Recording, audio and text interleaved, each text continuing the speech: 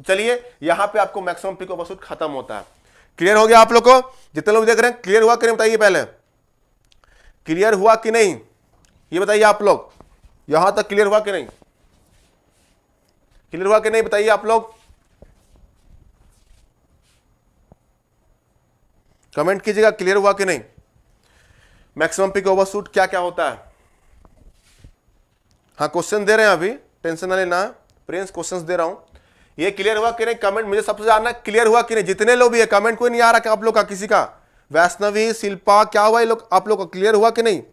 दृष्टि प्रेम ने कर दिया क्लियर, यस क्लियर, प्रिंस, हर्ष, हर्ष क्या है आपका, हर्ष का नेट स्लो है, चलिए कोई दिक्कत नहीं है, हर्ष थोड़ा लेट से रिप्लाई करेंगे आप लोग, ठीक है। बाकी लोग जो जो रेगुलर रहते हैं, पांडे, हाँ पांडे बताइए क्या है, पांडे उजाला, अब बताइए क्या हुआ आप लोग का, आपको समझ में आया कि नहीं? प्रेम पांडे को बहुत टेंशन है क्लियर, पांडे जी आप, चलिए अच्छा रिलेटिव है वो, ओके ओके ओके ठीक है चलिए फिर देखते हैं हम लोग, ठीक है। क्वेश्चन देखते हैं, आपको निकालना है क्या इसमें, मैक्सिमम पिक ओवरशूट निकालना है। चलिए क्वेश्चन देता हूं मैं, ये देखिए,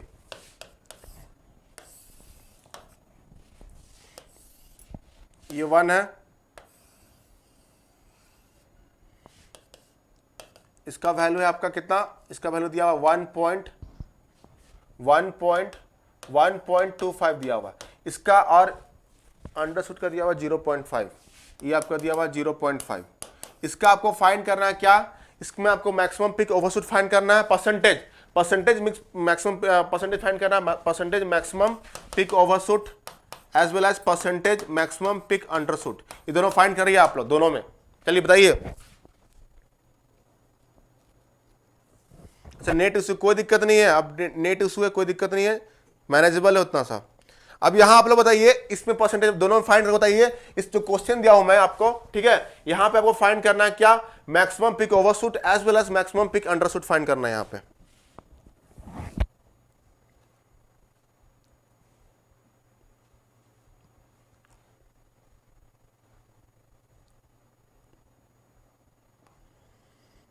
बनाइए जल्दी से फटाफट बताइए,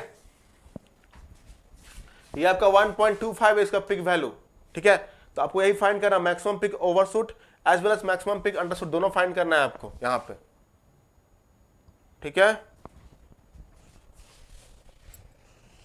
मैक्सिमम 25%, अंडरशूट 50%।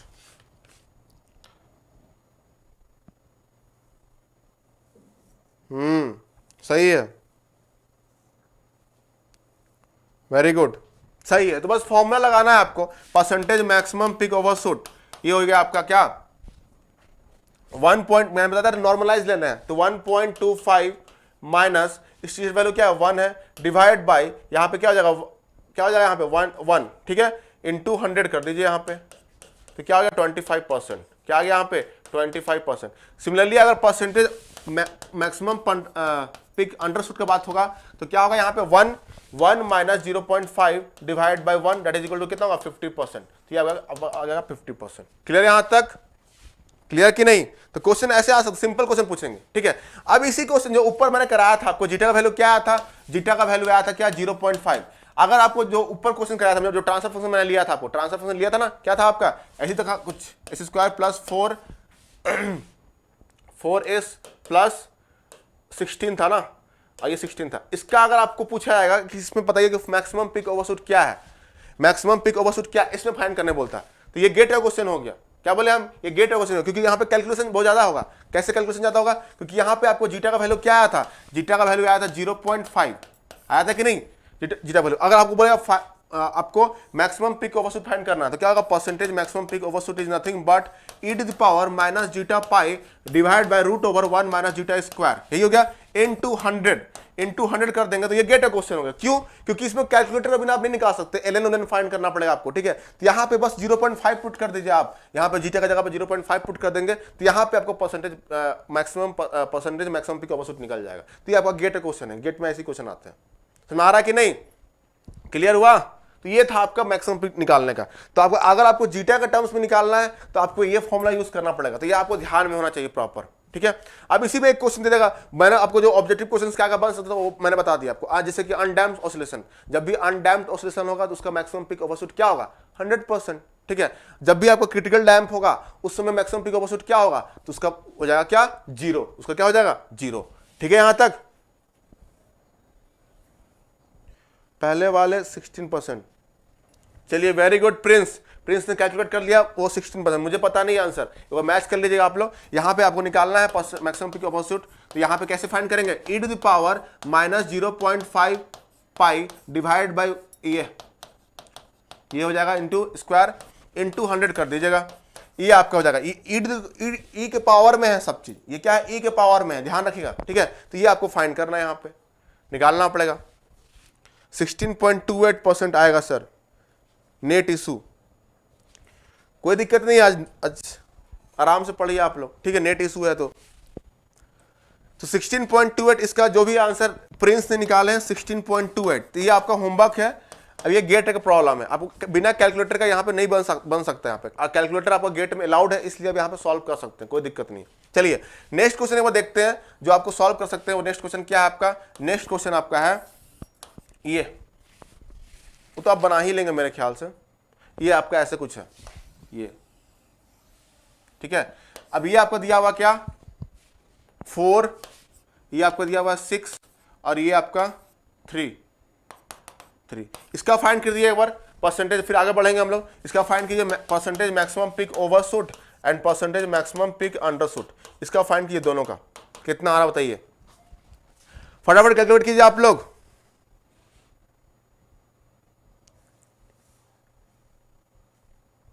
फटाफट फाइंड कीजिए आप लोग,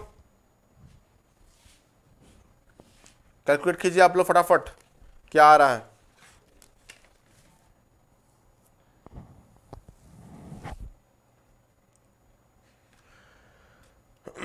फिर हम लोग देखेंगे सेटलिंग टाइम स्टार्ट करेंगे, फिर सेटलिंग टाइम अपन स्टार्ट करेंगे।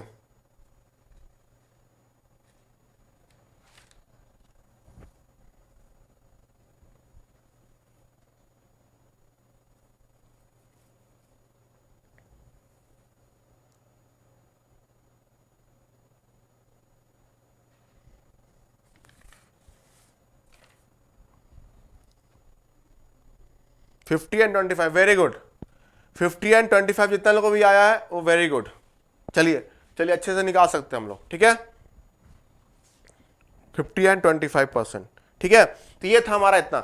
अब नेक्स्ट बढ़ते हैं हम लोग सेटलिंग टाइम पे, अब निकाल सकते हैं आप लोग सेटलिंग टाइम। नेक्स्ट है third number settling time,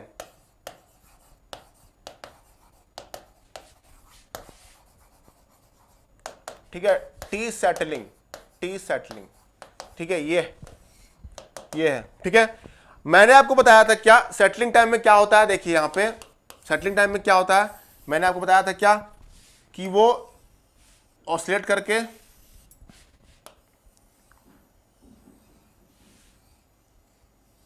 settle down हो जाता है, ठीक है। अब यहां पे यही टाइम को बोलते हैं क्या, सेटलिंग टाइम, बोला था कि नहीं, ये हो गया सेटलिंग टाइम, ठीक है। तो अगर यहां पे सेटलिंग टाइम जैसे यहां पे 1 है, तो यहां पे आपको क्या बोले हम, सेटलिंग टाइम जो है आपका कौन से टाइम को लेंगे, ठीक है। इसका एक वैलिड रेंज होना चाहिए ना, क्योंकि अगर आप सेटलिंग जहां पे सेटल हो रहा है, जरूरी थोड़ी ना है कि 1 पे ही सेटल हो जाए, समझ में आ रहा है कि क्या बोल रहे हैं। सेटलिंग टाइम क्या बोले हम, जरूरी नहीं कि वो 1 पे ही सेटल हो जाए, ठीक है। यही बोलना चाह रहा हूं कि वो जरूरी नहीं कि 1 पे ही सेटल हो जाए, ठीक है। उसके 2% मतलब 2% टू 5% जो एरर बैंड होते हैं उसको एक्सेप्टेबल रेंज होता है। 2% टू, ये इसको बोलते हैं टॉलरेंस बैंड, और टू 5% जो होते हैं ऑफ स्टेडी स्टेट वैल्यू जो होते हैं, ये आपका एक्सेप्टेबल वैल्यू है। 2 to 5% अगर एरर होता है तो यहाँ पे टॉलरेंस जो बोलते हैं वो एक्सेप्टेबल रेंज होते हैं, ठीक है। तो यहाँ पे आपको यही होता है स्टेडी स्टेट वैल्यू, ठीक है। जरूरी नहीं है कि आपका 1 पे ही सेटल हो जाए, क्या बोले हम, 1 पे ही एग्जैक्ट एक्यूरेसी नहीं है। अगर 0.99 समथिंग भी होता है तो वो एक्सेप्टेबल है, ठीक है। 0.98 भी होता है तो एक्सेप्टेबल है, ठीक है। तो यहां पे आपको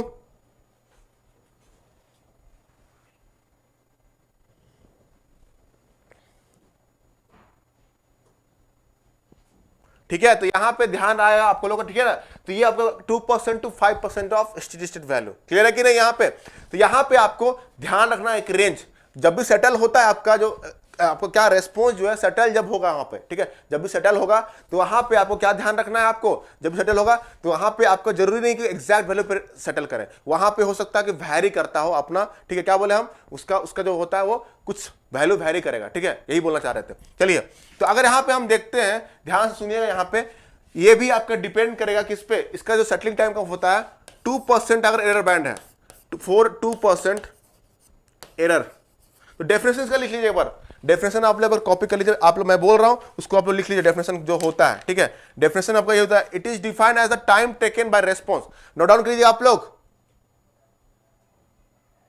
ठीक है।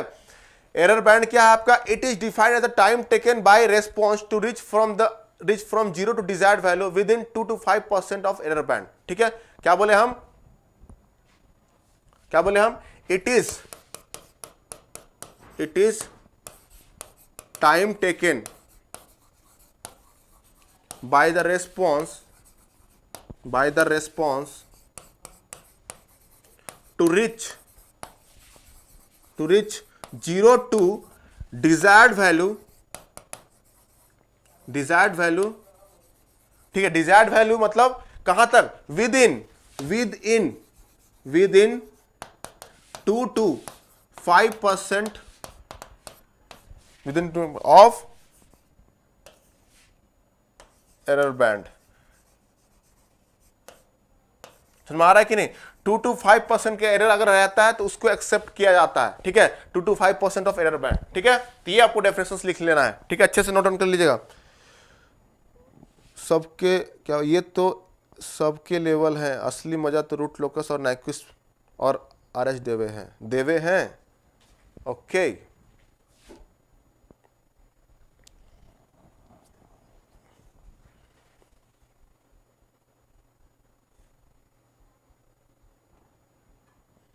ओके हर्ष, समझ में आ रहा ना, कोई नहीं, हाँ तो सब समझ में आएगा प्रॉपर, टेंशन। नाइक्विस्ट प्लॉट तो हमको बहुत मजा आता पढ़ाने में, जो उसमें प्रिंसिपल ऑफ आर्गुमेंट सब यूज करते हैं ना, मैपिंग यहां से उठा करके इधर लाना, वेरी गुड, आपको दिखा देंगे पूरा, ठीक है। उसमें आपको ऑब्जर्वेशंस होंगे, रूट लॉकस में रूल्स हैं, जो रूल्स है आपको पास फॉलो करना है, 10 रूल्स जो आपको लिखाऊंगा, वही रूल्स अगर आप प्रॉपर फॉलो करेंगे सारा क्वेश्चन बन जाएगा रूट लॉकस का, बिना पेन उठाए आप फटाफट आप बना देंगे रूट लॉकस देख करके। आपको कुछ ध्यान में रखना है, बस ध्यान रखना है कितना नंबर ऑफ पोल्स है, कितना वैलिड रीजन है, फटाफट रूट लॉकस आपको बन जाएगा, ठीक है। तो टेंशन बिल्कुल नहीं लेना है आप लोग को, ठीक है।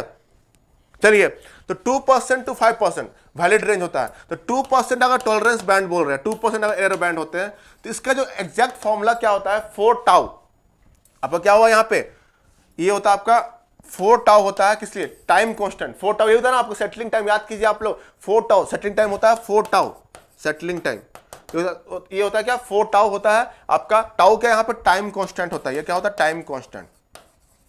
समझ में आ रहा है कि नहीं, मतलब हम लोग एज्यूम करके चलते हैं कि जब भी कोई होता है अपना, मैंने पहले क्लास में बताया था कि वो अराउंड 4 टाउ पे सेटल हो जाता है। क्या बोले थे हम, अराउंड 4 टाउ में जाकर के सेटल हो जाता है। हम लोग मान के चलते हैं कि वो स्टेडी स्टेट को रीच कर गया है। मैंने पहले क्लास में बताया था कि 4 टाउ में आपका क्या होता है, स्टेडी स्टेट को रीच कर जाता है। तो वही टाइम वो क्या बोलते हैं यहाँ पे, सेटलिंग टाइम। तो 4 टाउ यहाँ पे टाइम क्वेश्चन होता है 2% एरर बैंड, और बाय डिफॉल्ट हम लोग 2% एरर अगर कुछ नहीं दिया हुआ है तो 2% एरर बैंड को ही लेके चलते हैं। 4 tau by default, 4 tau is our settling time. Settling time मतलब हम मान के चलते हैं कि यहाँ पे 4 टाउ पे हमारा जो स्टेडी स्टेट को रीच कर चुका है, ठीक है, स्टेडी स्टेट को रीच कर चुका है, ट्रांजिएंट अब खत्म हो चुका है, 4 टाउ के बाद हमारा स्टेडी स्टेट को रीच कर देगा। मैं पहले क्लास में बताया था आपको। तो ये आपको बाय डिफॉल्ट हर जगह फॉलो करेगा 2% एरर बैंड। अगर क्वेश्चन में मेंशन नहीं किया है कि आपका 2% या 3% एरर बैंड है, तो आपको बाय डिफॉल्ट क्या लेना है, 2% एरर बैंड, ठीक है, ये लेना है आपको। इसका फॉर्मूला क्या होता है, 4 टाउ, सेटलिंग टाइम का 4 टाउ, और टाउ का वैल्यू क्या होगा,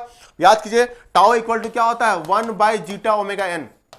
4 अंडर डैम्प होता है कि नहीं, अंडर डैम्प के लिए क्या होता है, 1/जीटा ओमेगा एन। इसको बस पुट कर दीजिए तो सेटलिंग टाइम क्या हो जाएगा, यहाँ पे settling time is nothing but 4/जीटा ओमेगा एन। ये आपको हो गया settling time for 2% error band, ठीक है, 2% एरर बैंड के लिए क्या हो जाएगा, 4 ठीक है, सेटलिंग टाइम होगा 4/जीटा ओमेगा एन हो जाएगा आपका, क्या सेटलिंग टाइम हो जाएगा किसके लिए, 2% एरर बैंड। मतलब यहां पे इसका मतलब फिजिकल मीनिंग समझिए, जब यहां पे 4 टाउ रीच करेगा तब ट्रांजिएंट जो पीरियड है वो खत्म हो चुका है। अब बोलेगा सिस्टम कि हम अब अपने स्टेडी स्टेट को अचीव कर चुके हैं। अब यहां पे आपको जो वैल्यू मिलेगा इस पॉइंट पे वो आपका हो गया स्टेडी स्टेट वैल्यू, ठीक है। तो यहां पे आपको सेटल हो जाएगा सिस्टम, ऑसिलेट करते करते करते वो सेटल डाउन हो जाएगा। तो ये आपका क्या है, फॉर अंडर डैम्प सिस्टम, ये अंडर डैम्प सिस्टम के लिए है, क्या है ये, under damp system, under damped system के लिए है ये, समझ आ रहा है कि नहीं।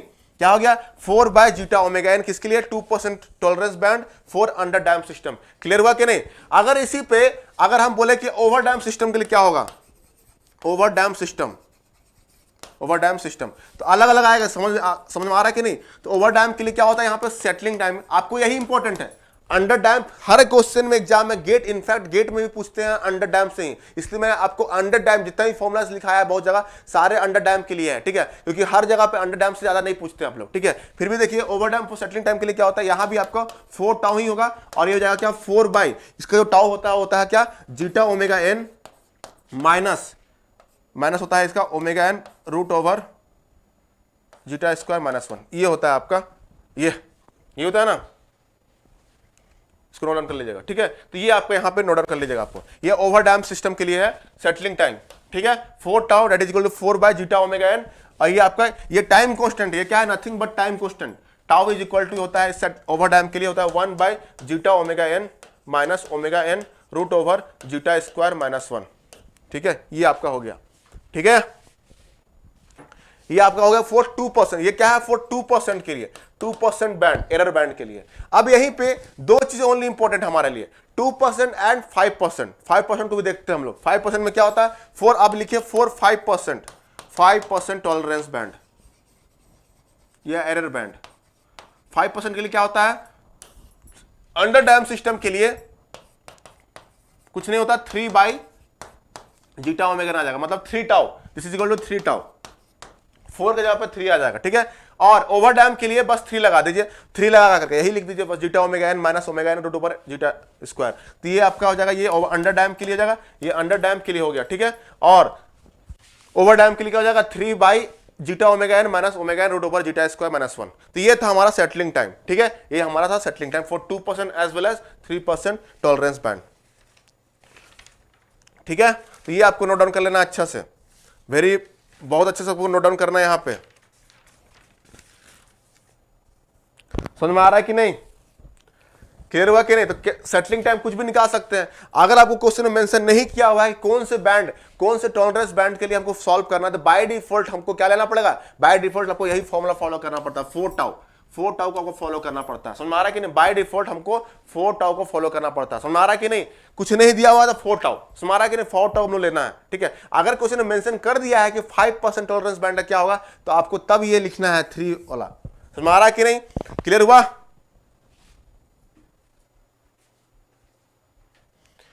सर एक डाउट है कि ओवर डैम्प में मैक्सिमम, हाँ अनडिफाइंड था, उसको कैलकुलेट नहीं कर सकते हम लोग, जीटा का वैल्यू वहां पे वैष्णवी क्लियर, हाँ अनडिफाइंड होता है, उस पर हम लोग कैलकुलेट नहीं कर सकते मैक्सिमम पीक वसूल, क्योंकि अब वहां पे पिक टाइम जो आप निकालेंगे ना, इन्फिनिटी आपका जीटा का वैल्यू ग्रेटर देन 1 होगा तो इमेजिनरी टर्म आएगा, तो पिक टाइम नहीं निकाल पाएंगे, कैसे आपको फिर होगा वहां पे, तो अनडिफाइंड आएगा आपको, ठीक है, वहां पे क्या होगा, अनडिफाइंड होगा। मैक्सिमम पीक अनडिफाइंड लिखिएगा, इस नोट डाउन कर लीजिएगा, मैक्सिमम पीक वसूल is not defined for the आपको, क्लियर, ठीक है, क्लियर हो गया। चलिए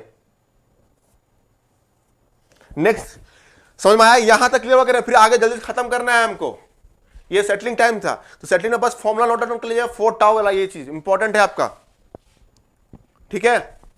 नेक्स्ट देखेंगे हम लोग क्या, राइज टाइम। फोर्थ जो है हमारा राइज टाइम है, फिर डिले टाइम देखेंगे, फिर खत्म, ठीक है। राइज टाइम, उसका डिले टाइम देखेंगे, नोट डाउन कर लीजिएगा आप लोग अच्छे से। समझ में आया कि नहीं? जितना लोग देख रहे हैं बताइए, एक बार कमेंट कर दीजिएगा, एक बार समझ में आया कि नहीं? राइज टाइम, उसका डिले टाइम, फिर खत्म हो जाएगा ये चैप्टर। चैप्टर खत्म नहीं हुआ, फिर कल से स्टार्ट करेंगे हम लोग स्टेडी स्टेट एनालिसिस स्टार्ट करेंगे, बहुत इंपॉर्टेंट है, एरर वाला। उस पर आपको डीसी गेन कैसे निकालते हैं, फॉर टाइप 1 सिस्टम एरर कैसे निकालेंगे, सब देखेंगे हम लोग, मस्त तरीका से देखेंगे, थोड़ा सा मजा आएगा। उसमें एक टेबल में बनवाऊंगा आपको, ठीक है। टेबल में आपको जितना मैं बढ़ाऊंगा ना, उसमें एक टेबल पे आपको सब मेमोराइज हो जाएगा, एक टेबल पे सारा चीज आपको ध्यान में रखना है, ठीक है। चलिए देखते हैं लोग राइज टाइम का। राइज टाइम में क्या होता है, राइज टाइम का मैंने बताया था 2-3 फॉर्मूला होता है। क्या होता है आपका, एक होता है क्या, अगर अंडर डैम सिस्टम है, अंडर डैम्ड सिस्टम है, इसमें फॉर्मूला क्या होता है, time taken by the response. क्या बोले हम, time taken by the response to reach 0 to 100% of steady state value. ये होता है किसके लिए, अंडर डैम सिस्टम के लिए, स्टेडी स्टेट वैल्यू। समझ में आ रहा है?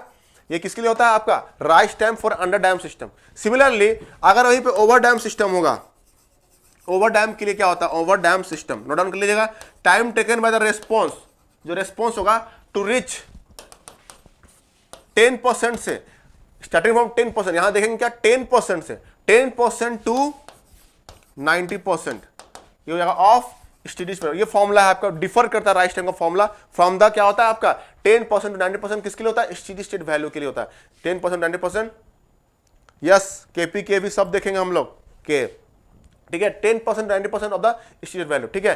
फिर देखेंगे क्या अंडर डैम, फिर क्या देखेंगे हम लोग, अगर हम देखें क्रिटिकल डैम के लिए होता है क्या, क्रिटिकल डैम के लिए होता है आपका, ये होता है आपका कितना, इसको नोट डाउन कर लीजिएगा, 5 to 95% होता है क्रिटिकल डैम के लिए।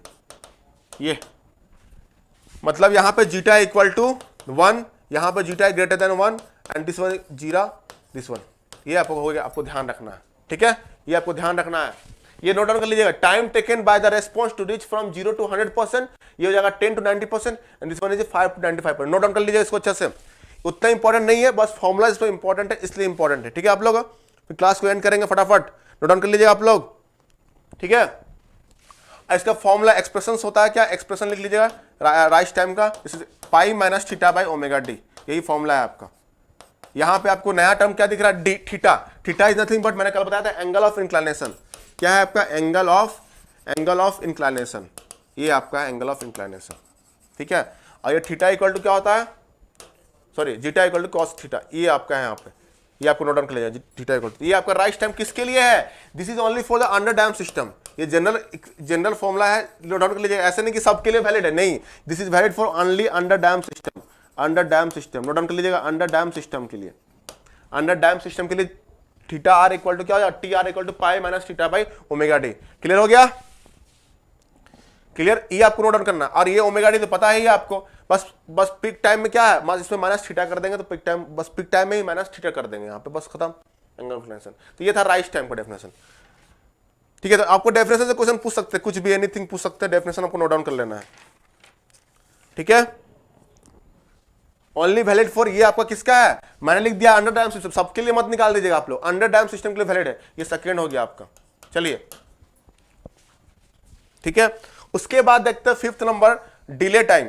फिफ्थ देखेंगे हम लोग क्या, डिले टाइम, टीडी, लास्ट है ये डिले टाइम, जिसको बोल देंगे टीडी। तो ये आपको पता है, आपको time taken by the system to reach the 50% of its steady state value, time 50% जो टाइम लगता है to reach the 50% of steady state value, 0 to of its steady state value. और अंडर डैम सिस्टम के लिए, क्या होता है, ये आपका 1 + 0.7 टाउ डिवाइड बाई, बस इसको नोट, ये इतना इंपॉर्टेंट नहीं है, बाई ओमेगा एन। ये क्या है, ओमेगा एन, ये है आपका 1 + 0.7 जीटा बाई ओमेगा एन, ये आपका सेकेंड। ये अंडर डैम सिस्टम के लिए, किसका, valid for under damp system, valid for, जितना भी मैंने आपको जनरल एक्सप्रेशंस लिखाया ना, सब valid for only for the under damp system है, बस एक्सेप्ट किसको हम छोड़ के बता रहे हैं, एक्सेप्ट मैक्सिमम पिक ओवरशूट को। नोट डाउन कर लीजिएगा, एक्सेप्ट मैक्सिमम पिक ओवरशूट को। बाकी सारे जो टाइम जो लिखाया है मैंने सारे for valid for under damp system. देख लीजिएगा, अंदाजी नहीं सब में लगा दीजिएगा, समझ रहा है कि नहीं। अंडर डैम के लिए वैलिड है, ठीक है। डिले टाइम ये आपका अंडर डैम के लिए बस वैलिड है, समझ रहा है कि नहीं। T D equal to 1 plus 0.7 zeta by omega n, ये valid for only under damp system. तो क्योंकि अंडर डैम भी बहुत ज्यादा इंपॉर्टेंट है, आपका एग्जाम में सारे अंडर डैम से क्वेश्चन आते हैं, इसलिए अंडर डैम का मैंने क्वेश्चन कराया है, ठीक है। यहाँ पे except maximum peak overshoot, maximum peak overshoot का जो एक्सप्रेशन होता है वो आपका जनरल एक्सप्रेशन है, उस पर हम जीटा इक्वल टू 0 से 1 तक वैलिड करा सकते हैं। जीटा ग्रेटर देन 1 के लिए इनवैलिड आएगा, ठीक है। ग्रेटर देन 0, जीटा का जब वैल्यू ग्रेटर देन 1 पुट करेंगे तो इमेजनरी टर्म आ जाएगा आपका, तो वो इनवैलिड हो जाएगा, ठीक है। इसलिए वैष्णवी आप जो पूछे थे, डाउट पूछे थे ना मेरे से कि सर आपका मैक्सिमम पिक ओवरशूट क्या होगा, इनवैलिड होगा, अनडिफाइंड होगा, यस अनडिफाइंड होगा, क्योंकि अगर वो उस फॉर्मूला पे डालेंगे divide by 1 minus zeta square. अगर यहां ध्यान से देखिए वैष्णवी, यहां ध्यान से देखिए, अगर जीटा का वैल्यू यहां पे ग्रेटर देन 1 करेंगे क्या होगा, यहां पे सपोज 1 माइनस 2 क्या हो जाएगा, root over minus 2, imaginary term आ गया ना, तो ये अनडिफाइंड हो गया। इमेजनरी कैसे आ सकता है, ठीक है। तो यहां पे आपको गलत है, इसलिए अनडिफाइंड होगा किसके लिए, for the maximum peak overshoot, ठीक है। बाकी सबके लिए एप्लीकेबल है। नोट डाउन कर लीजिए, मैं नोट करा दे रहा हूं, जितना भी टाइम मैंने लिखाया है, जितना भी मैंने टाइम लिखाया है, टाइम के expressions only valid for under damp system, and maximum peak overshoot का जो एक्सप्रेशन है it is valid for undamped, critical damp as well as under damp system. Clear हुआ कि नहीं। चलिए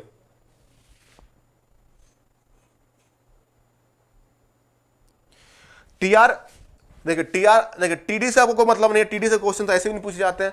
टीआर में कुछ नहीं है, टीपी इक्वल टू बस पाई बाई ओमेगा टी था, पाई बाई ओमेगा डी था, ठीक है। पाई बाई ओमेगा डी, थोड़ा कंफ्यूजन होता है। और टीआर में क्या होता है, पाई minus theta by omega D, जगह पे ओमेगा एन कर देना, यही तो कंफ्यूजन होता है यहाँ पे। सॉरी, ये ओमेगा डी नहीं है, यहाँ ओमेगा एन है, नहीं, ये ओमेगा डी, सही omega D correct, omega D correct, omega D correct. तो कंफ्यूजन क्या है यहाँ पे, पाई माइनस थीटा कर देना है, बस कुछ कंफ्यूजन नहीं है यहाँ पे, पाई माइनस थीटा कर देना, सही है। यहाँ पे ओमेगा आ जाएगा, डिले टाइम में आपको डिले टाइम होता है इंपॉर्टेंट है भी नहीं, ओमेगा डिले टाइम में आ जाएगा ओमेगा, ठीक है। बाकी जो है दोनों में कुछ नहीं है, आपको पाई माइनस थीटा करना है बस। क्लियर हो गया आप लोग को। चलिए, तो ये था हमारा आज का सेशन, यहीं पे हम लोग खत्म करते हैं। एक क्वेश्चन बस देख लीजिए आप लोग, एक क्वेश्चन देख लीजिए यहाँ पे, मैच द फ्लोइंग आ सकता है इस टाइप का, ठीक है, ठीक है। मैच द फ्लोइंग आ सकता है, यहाँ पे देखिए आपको एक ऐसा क्वेश्चन दिया हुआ था, मैच द, एक लास्ट क्वेश्चन है, उसके बाद फिर सेशन को एंड करेंगे। टी आर, बी ऑप्शन क्या है आपका, टी पी, सी ऑप्शन क्या है, पिक ओवरशूट, पिक ओवरशूट, ठीक है, पिक ओवरशूट, डी है सेटलिंग टाइम। मैच करना है यहाँ पे, तो आराम से, ये फॉर्मूला बेस्ड क्वेश्चन है, देखिए ऐसे इसको मैच करना है आपको, ठीक है। ये पिक टाइम टीपी है, ठीक है, 1 ऐसे कुछ दिया हुआ है आपका, पाई माइनस टाइम इनवर्स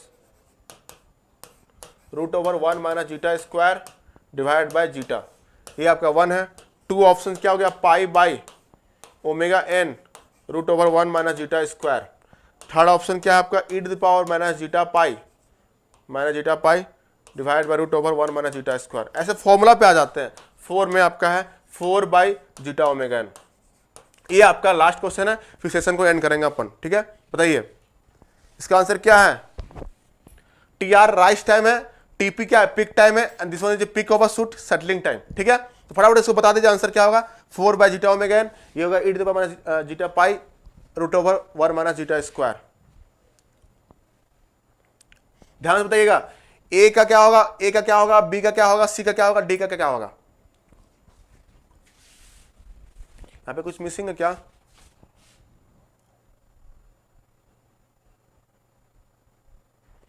यहां पे ओमेगा डी मिसिंग है, ठीक है। यहां पे ओमेगा डी डाल दीजिएगा, यहां पे पहला ऑप्शंस में ओमेगा डी मिसिंग है, यहां पे ओमेगा डी डाल लीजिएगा, ओमेगा डी क्या डाले हैं, सिल्वर ने 2 बार मैसेज कुछ डिलीट किया है। B2, टीपी का B2, चलो वेरी गुड। सी का 3 वेरी गुड। डी का 4, लाइन से, तो लाइन से ऑप्शन मैच कर दिया, तो लाइन से मैच कर गया है। ए का 1 यही है, 2 का यही है, तो लाइन से ऑप्शन मैच कर गया है, ठीक है। ए का 1, बी का 2, सी का 3, डी का 4, ठीक है। लेकिन सबको लास्ट में कॉन्फिडेंस नहीं आया, मतलब आपका आंसर ऐसे होना चाहिए ना, दिस शुड बी ऐसे लाइक दिस, ए का 1, बी का 2, सी का 3 एंड डी का 4, ऐसे होना चाहिए ना। सब पहले इसको मैच किए, बी पहले किसको मैच किए, कहाँ चला गया, पहले b माइनस 2 इसको सब मैच किए पहले, उसके बाद लास्ट में देखे a को जो बच गया a इक्वल टू 1, क्योंकि यहाँ पे जो एक्सप्रेशन लिखा हुआ है ना दिस वन, इस पे थोड़ा कंफ्यूजन हो गया। This is nothing but theta only, this is nothing but theta. ये क्या है आपका थीटा, मतलब पाई minus theta by omega D. Pi minus theta by omega D होता है किसका, राइट टाइम का होता है कि नहीं।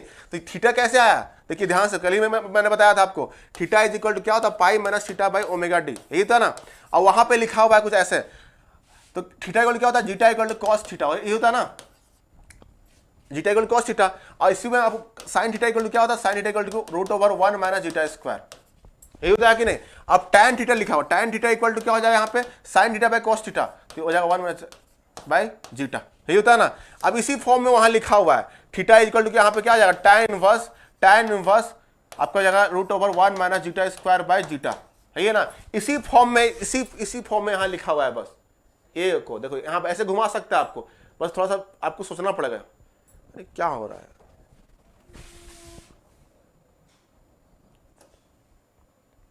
हैंग हो रहा है।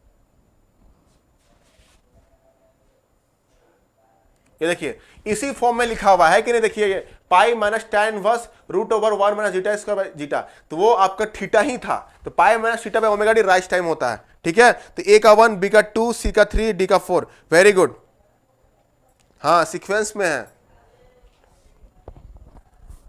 लेकिन मैं नीचे से मैच करना शुरू किया, चलो वेरी गुड। चलो तो यहां पे आप लोग का जो आज का जो टाइम डोमेन पैरामीटर्स है वो आपको समझ में आया होगा। एक टेबल बना करके अपना नोट कर लीजिएगा, पिक टाइम, राइज टाइम, सब चीज, मैक्सिमम पिक ओवरशूट क्या होता है आपको याद करने में आसानी होगा। जब शॉर्ट नोट्स बनाते हैं तो एक टेबल बना लीजिए वहां पे, ठीक है, तो याद करने में आसानी होगा आपको, ठीक है। तो यहाँ पे आपको एंड करते हैं, कल हम लोग स्टार्ट करेंगे स्टेडी स्टेट एनालिसिस, वहां पे वो लास्ट टॉपिक है चैप्टर 3 का, फिर हम लोग मैराथन देखेंगे, ठीक है। तो यहाँ पे आपको अच्छा लगा होगा तो कमेंट कर दीजिए, लाइक कर दीजिए, नए लोग सब्सक्राइब कर दीजिए, ठीक है। Thank you.